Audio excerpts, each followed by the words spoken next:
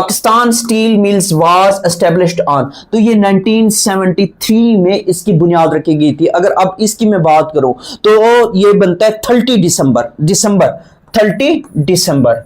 और जुल्फकार अली भुट्टो साहब ने इसकी बुनियाद रखी थी। इसी से फिर क्वेश्चन ये बनता है कि Pakistan steel mill was established with the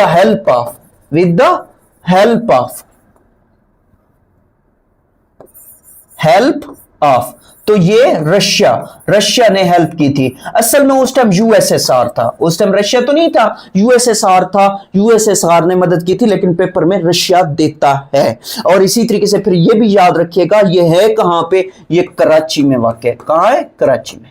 next question है Quaid Azam mausoleum is an impressive landmark of Karachi, ये कराची में बनाया गया कैद आजम का जो मजार है। फिर नेक्स्ट क्वेश्चन है सैयद अहमद शहीद was the founder of which of the following movement, तो ये जिहाद मूवमेंट के फाउंडर थे। फिर इन्हीं से क्वेश्चन ये बनता है कि मई 1831 को बालाकोट के मकाम पे, किस मकाम पे,